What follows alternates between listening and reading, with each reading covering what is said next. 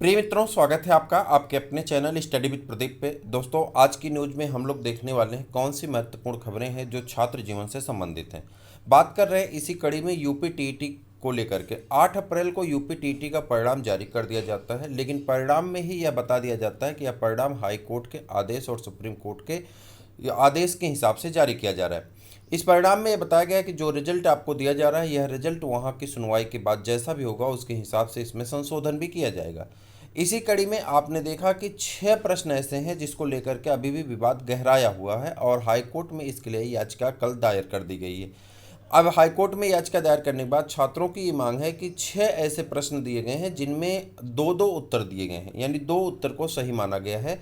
तो ऐसा अगर है तो कुछ बच्चों के प्रश्न जो 1 नंबर से 2 नंबर से फेल हुए हैं उनमें इसकी बढ़ोतरी होगी और वो बड़े आसानी से इस नंबर को पा करके पास हो जाएंगे। यानी वह 6 प्रश्नों को कॉमन नंबर देने की बात की जा रही है, जिससे 1 2 3 नंबर से फेल होने वाले अभ्यर्थी जो हैं उनको इसका मौका मिलेगा और वह यूपी टीटी क्वालिफाई कर जाएंगे। इसलिए इसका विवाद और गहरा गया है।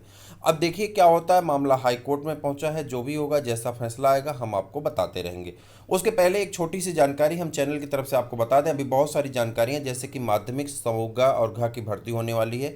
एपीओ का नोटिफिकेशन आज जारी होगा, तो नोटिफिकेशन जारी होने के बाद डिटेल में उस पर हम लोग चर्चा कर लेंगे। सिलेबस क्या है, बेस्ट बुक कौन सी होगी, सब कुछ डिटेल में चर्चा करेंगे। यूपी टीईटी का नया नोटिफिकेशन जारी होने वाला है, इसके बारे में भी चर्चा करने वाले हैं। कैसे नोटिफिकेशन आएगा, फिर कब होगा, कब पेपर हो सकता है, कब उसके बाद वैकेंसी आएगी, उसके पहले वैकेंसी आएगी। और माध्यमिक में और प्राथमिक में, माध्यमिक में और एलटी की भर्ती के बारे में भी आज कुछ चर्चा हम लोग इस वीडियो में करने वाले हैं।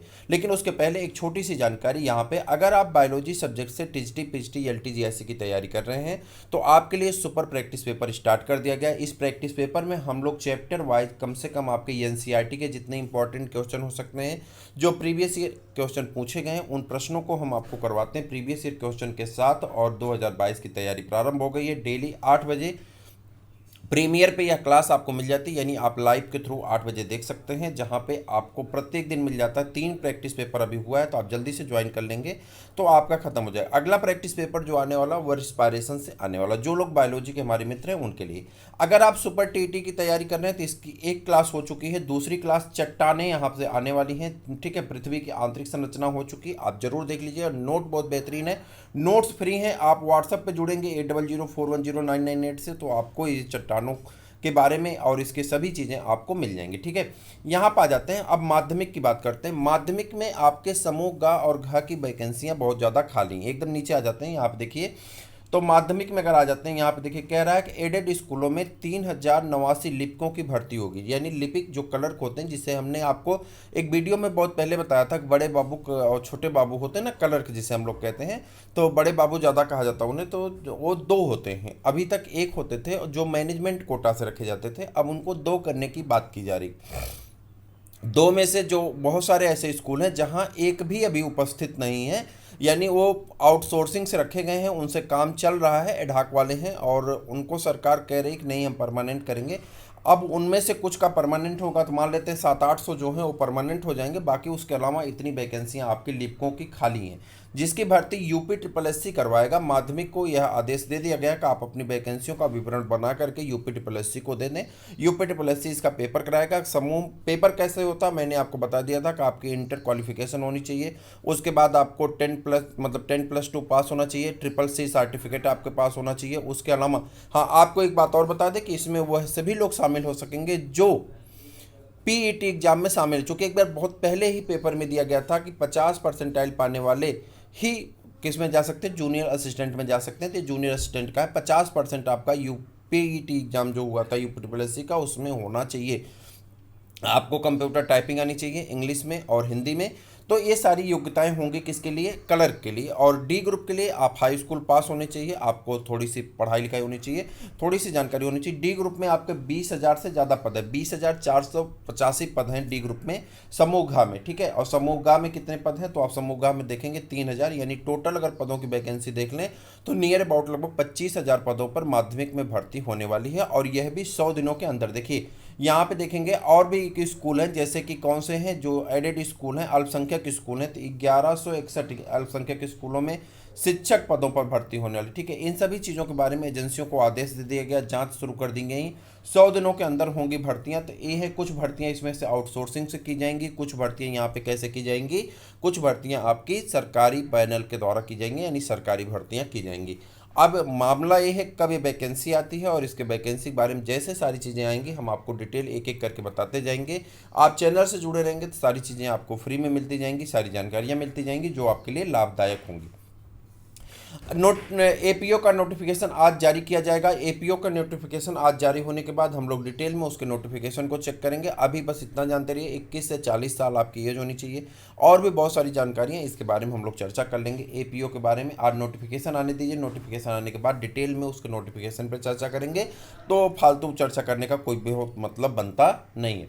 बात करते हैं यूपी टीईटी 2022 में। यूपी टीईटी 2021 का पेपर आपका खिंच करके 2022 में हुआ, रिजल्ट 22 में आया।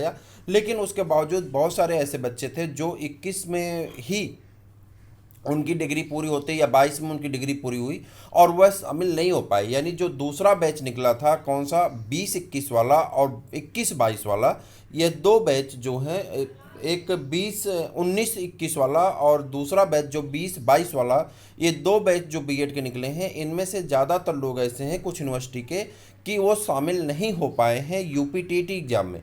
अब मामला ये है कि अगर यूपी टीईटी की शिक्षक भर्ती का प्रश्न उठता है तो तुरंत इस पर विवाद होना लाजमी है। इसलिए 2022 का पहले टीईटी एग्जाम होगा।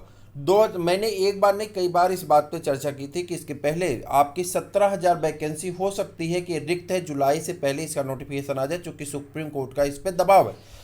सुप्रीम कोर्ट का दबाव इसलिए है कि जो पहली वैकेंसी थी, जो 1,35,000 वैकेंसी की बात थी, उसमें से 17 से 18,000 पद खाली हैं, उसका दबाव है। तो वो 17 से 18,000 वैकेंसी हो सकता है उस दबाव को देखते हुए दे दी जाए।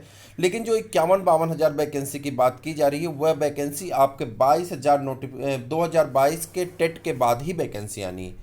आप मान चलिए कि 99.99% तक यह बात सत्य है कि आपका नोटिफिकेशन यूपी टीईटी का बहुत जल्द जारी होगा, मई के महीने में जारी होगा, जुलाई में इसका पेपर हो सकता है।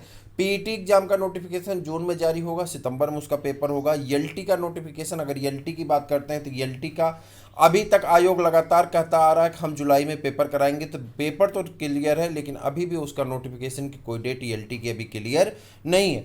माध्यमिक में आपके टीचटी पिचटी की वैकेंसी होनी, लेकिन 100 दिन का जो कार्यक्रम था वह कार्यक्रम अभी भी जारी नहीं हुआ है। प्राथमिक शिक्षक भर्ती के बारे में हमने आपको बता दिया कि हो सकता है 17,000, 20,000, 22,000 पदों पे आपकी भर्ती हो जाए, लेकिन उसके बाद जो बड़े नंबर पे वैकेंसी होनी है उसके लिए 2022 के टीईटी के बाद ही वैकेंसी आने की पूर्ण संभावना है। तो ये थी आज की वीडियो और मुझे उम्मीद है कि आज की वीडियो में जो भी बातें आपको बताई गई उस बातों पे आपने अमल किया होगा, समझा होगा। और अब अगर आपको यहाँ पे और कुछ जानकारी चाहते हैं तो आप इस नंबर पे व्हाट्सअप करके हमें पूछ सकते हैं। तो फिर हम लोग मिलते हैं किसी और वीडियो में, तब तक के लिए इजाज़त दीजिए। जय हिंद।